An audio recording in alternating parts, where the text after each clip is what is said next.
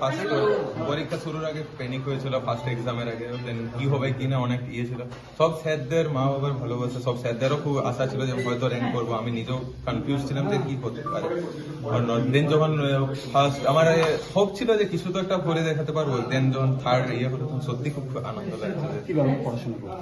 পড়াশোনা আমি বেশি সিরিয়াস ভাবে অত পড়ি না। আমি যেটুকু পড়তাম অ্যাটেন্টিভলি পড়তাম, বেশিক্ষণ পড়তেও পারি না। আমি এক জায়গায় মানে কিছুক্ষণ পড়তাম, আবার খেলতাম, আবার পড়তাম, এমনি করে আমার চলতো।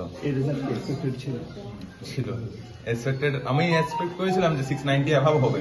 আমার নিজের দোষে 3 নাম্বার ভুল হয়েছে। আমি 697 এর অ্যান্সার করে দিয়ে এসেছিলাম, সেখানে 695 পেয়েছি। হ্যাঁ, বলছি যে কি ভালো লাগে পড়াশোনা ছাড়াও? ক্রিকেট, পুরো ক্রিকেট খেলতে। ক্রিকেটের মধ্যে কাকে ভালো লাগে? MS ধোনি। কি ভালো চান? হ্যাঁ, আগামী দিনে স্বপ্ন কি আছে? ইঞ্জিনিয়ারিং। কতগুলো প্রাইভেট টিউটর ছিল? 7টা 8টা সামথিং। কতক্ষণ ধরে পড়াশোনা করতে?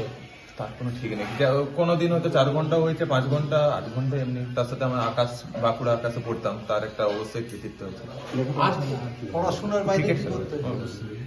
কার অবদান সব থেকে বেশি? স্কুলের টিচার, বাবা মা? বাবা মা, অবভিয়াসলি বাবা মা। বাবা মা কি করেন? বাবা বিজনেসম্যান, মা অঙ্গনওয়াড়ি করি। কিভাবে সহযোগিতা করতেন বাবা মা?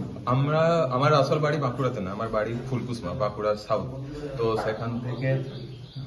সেখান থেকে আমরা মানে মায়ের ওইখানে জব, বাবারও ওইখানে বিজনেস। তো বহুত স্ট্রাগল করে যেটা হয়েছে, মাকে প্রতিদিন সকালে বেরিয়ে যেতে হতো 4:30 উঠে।